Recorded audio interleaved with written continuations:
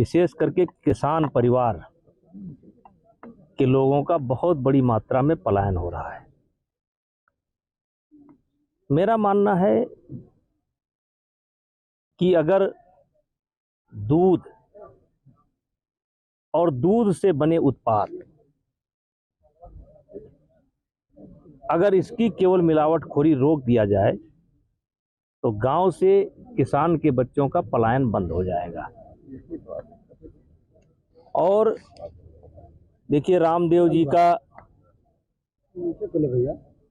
घी का सैंपल अभी फेल हुआ है। उसी में मैंने ये पढ़ा कि 4 साल बाद रिपोर्ट आई है। अब पता नहीं क्या सत्यता है क्या नहीं सत्यता है, लेकिन उसी में मैंने पढ़ा कि रिपोर्ट 4 साल बाद आई है। ये क्या है?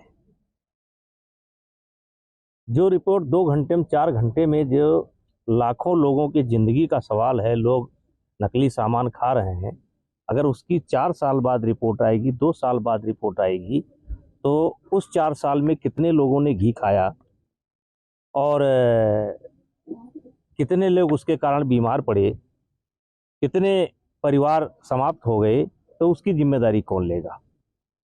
और देखिए, एक समय था कि एक रामदेव थे,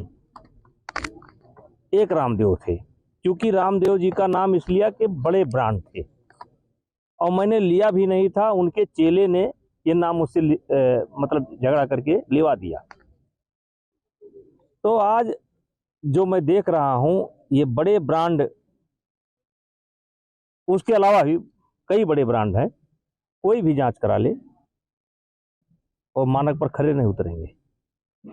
तो हमारा तो सरकार से कहना है कि इसको अभियान के रूप में लेना चाहिए, और केवल एक सरकार नहीं, सारी सरकारों को इसको अभियान के रूप में लेना चाहिए और लोगों की जान माल की रक्षा करनी चाहिए।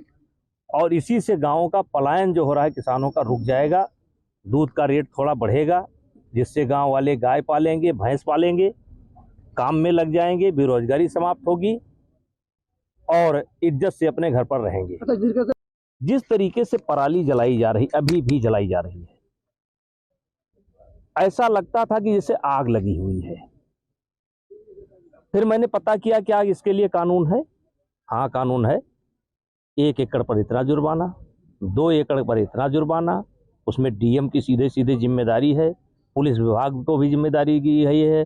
यहाँ तक उसमें दिया गया है कि इससे ड्रोन से निगरानी होगी, उसकी रिपोर्ट होगी, सारे कानून हैं।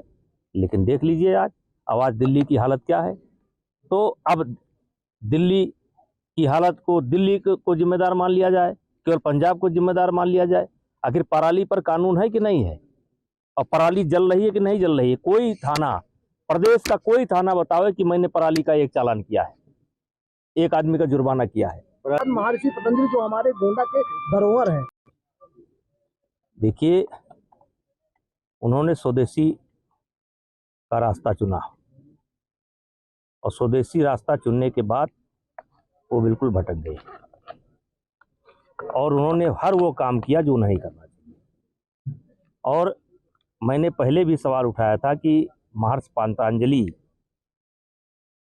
जी का नाम आप लेते हैं या आपके श्रद्धा के पुरुष हैं, आप उनको श्रद्धा करते हैं, उनके नाम पर आप ब्रांड चलाए, तो महर्षि पतंजलि को के लिए आपने क्या किया?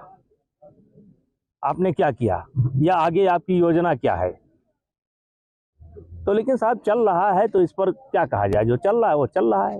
ये बताइए, कानपुर से एक मिठाई चलती है और सीवान तक, देवरिया तक सुबह सुबह रख दी जाती है, तो केवल रामदेव जी को उद्देश्य मान लिया जाए? इसको कौन जिम्मेदार है? इसी आपके बस स्टैंड पर नकली खोआ उतरता है और घन से तोड़ा जाता है। इसी गोंडा बस स्टैंड पर डेली हर मार्केट में जो लपेटी हुई बर्फी, ये जो है, ये क्या है?